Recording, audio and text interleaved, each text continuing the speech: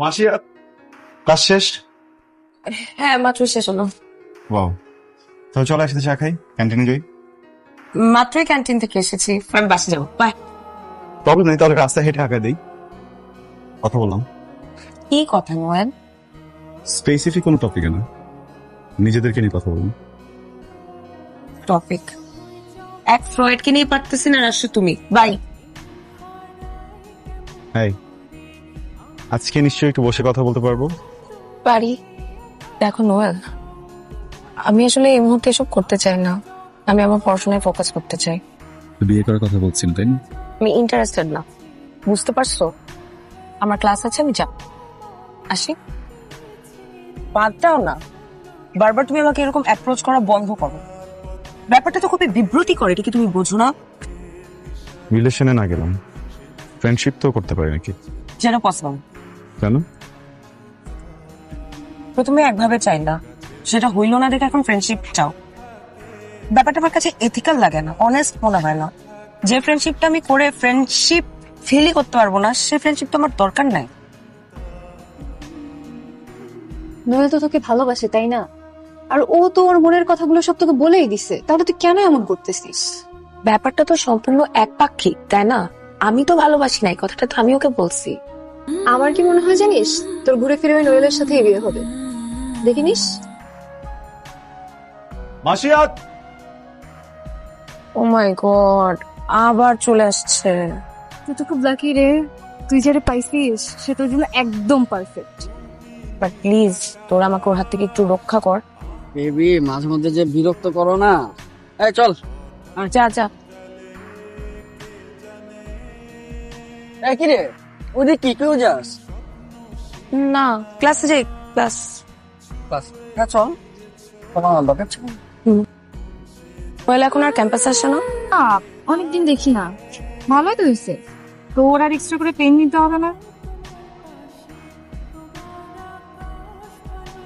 কি অবস্থা নোয়েল?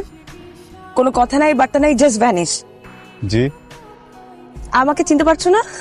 চেনা চেনা লাগছে কিন্তু। বাবা, প্রপোজ রিজেক্ট করে দিয়েছিলাম দেখে না চেনার অভিনয় করে প্রতিশোধ।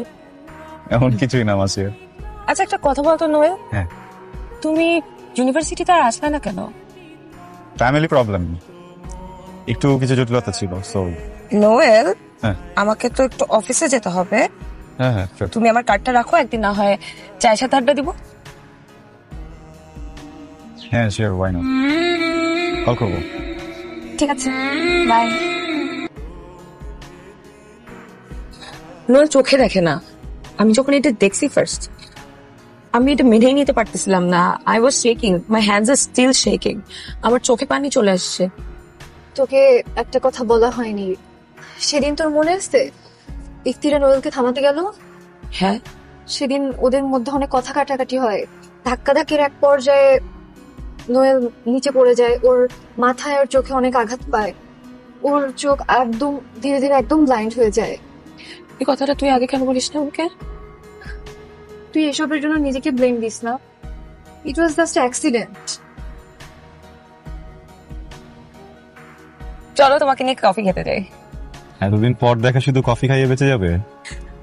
আমরা আজকে রিক্সায় ঘুরবো, ফুচকা খাবো, চটপটি খাবো, কফি খাবো, চলো। নোয়েল, তুমি এখানে? সবকিছু বুঝো না বোঝার ভান, আমি চোখে দেখি না। প্রত্যেক দিন তুমি আমার সামনে আসো, সব বুঝেও না বোঝার ভান করো। আমি এটা নিতে পারছি না। একটা 2 বছরের বাচ্চার সামনে গিয়েও যদি আমি দাঁড়িয়ে থাকি না, ওই 2 বছরের বাচ্চাও বুঝে যাবে যে আমি মানুষটা চোখে দেখি না। কেন করছো আমার সাথে এমন মাসিয়াত তুমি? এমন করে কেন বলছো নোয়েল? মাসিয়াত, করুণার প্রেমকে না গুলিয়ে ফেলো না প্লিজ। আমি একজন সাইকোলজি স্টুডেন্ট, কোনটা করুণা আর কোনটা প্রেম এটা বোঝার মতো স্টাডি আর মানসিকতা দুইটাই আমার আছে। আমি তোমাকে অনেক ভালোবাসছি, আমার জীবনের সব দিয়ে আমি তোমাকে ভালোবাসছি। যে মানুষটাকে আমার সর্বস্ব দিতে চাই, ওই মানুষটাকে কম দেয় কি করে? আমার মাঝে এখন কোনো কমতি নেই মাসিয়াত, কারণ ওই মানুষটাই কমতি, ওই মানুষটাই কম। আমি মানুষটা অর্ধেক। আমি আমার ভালোবাসা মানুষটাকে কম দিতে পারবো না।